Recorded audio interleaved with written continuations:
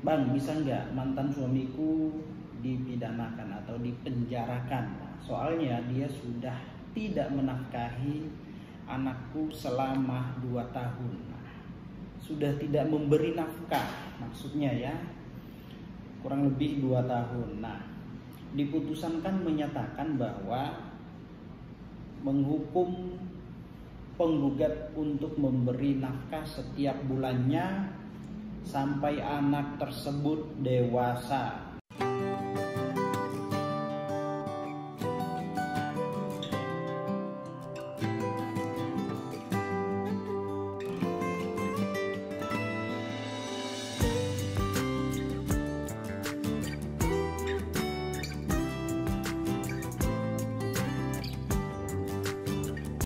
Assalamualaikum warahmatullahi wabarakatuh.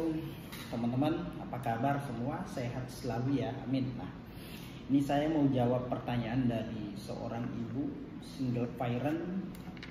Nah, dia bertanya seperti ini ya, Bang, bisa nggak mantan suamiku dipidanakan atau dipenjarakan? Nah, soalnya dia sudah tidak menafkahi anakku selama 2 tahun. Nah, sudah tidak memberi nafkah, maksudnya ya, kurang lebih 2 tahun. Nah, diputusan kan menyatakan bahwa menghukum penggugat untuk memberi nafkah setiap bulannya sampai anak tersebut dewasa. Nah, kalau bisa dilapor pidana pasalnya apa, Bang?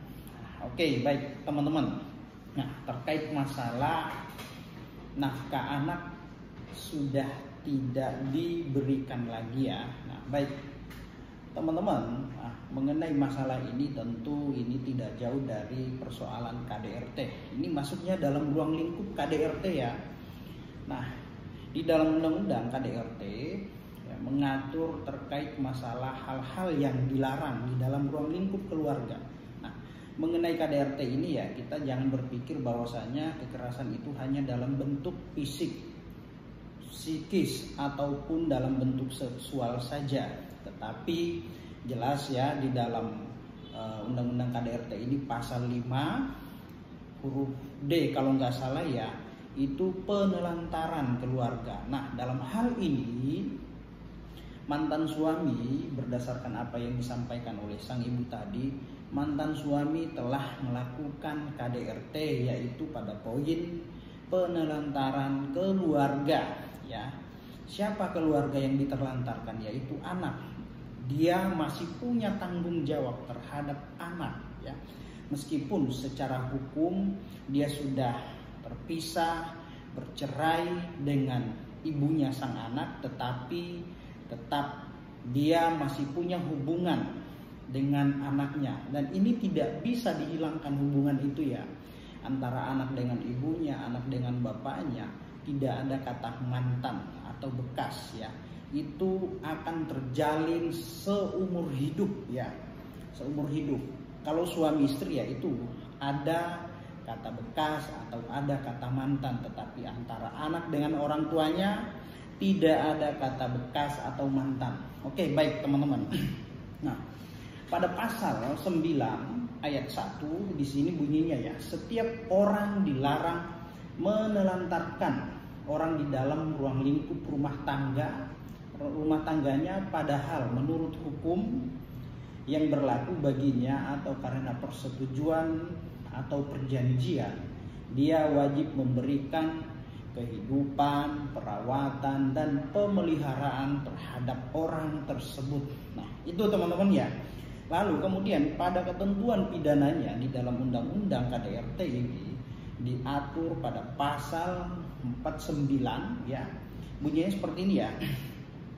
Dipidana dengan pidana penjara paling lama 3 tahun atau denda paling sedikit 15 juta rupiah. Nah, setiap orang yang titik 2 pada huruf A menelantarkan orang lain dalam ruang lingkup keluarganya. Jadi itu sangat jelas ya teman-teman ya.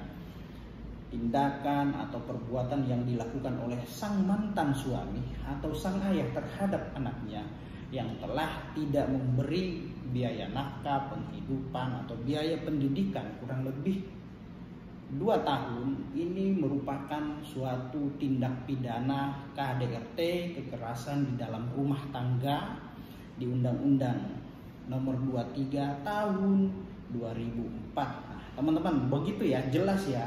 Nah, kalau untuk mau membuat laporan di kepolisian ya, sang ibu harus datang ke kantor polisi, bawa putusan pengadilannya dan perlihatkan amar putusannya ya.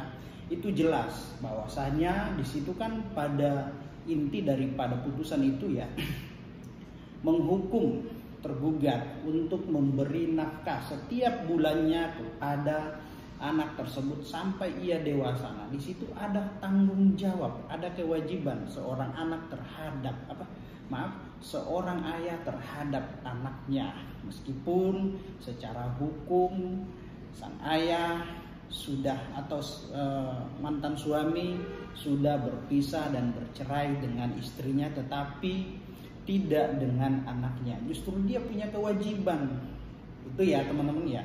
Jadi jelas bahwa putusannya perlihatkan kepada pihak kepolisian atau dalam hal ini penyidik, perlihatkan putusan tersebut ya. Tergugat telah dihukum oleh pengadilan memberi nafkah setiap bulannya sekian-sekian selama anak tersebut dewasa. Nah, ingat ya.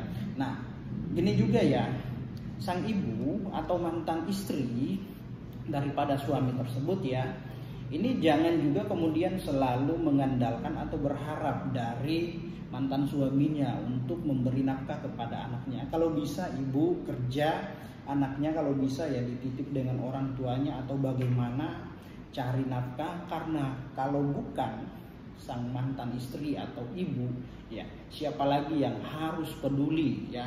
Ini paling pertama nih ya, dia mengenai tumbuh kembang anak ya, dia harus perhatikan, dia harus ketahui. Jangan terlalu berharap dengan mantan suami yang mungkin sudah hidup bahagia, tenang atau senang dengan istri keduanya misalkan, atau ya dengan siapalah.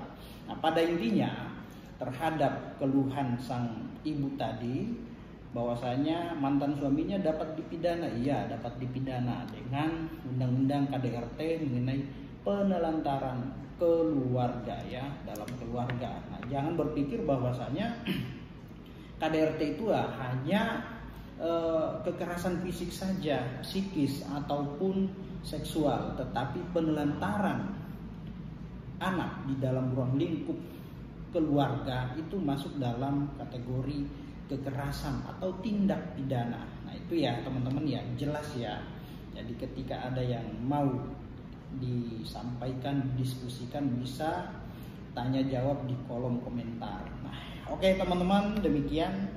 Semoga informasi ini bermanfaat untuk kita semua. Demikian, assalamualaikum warahmatullahi wabarakatuh. Salam keadilan.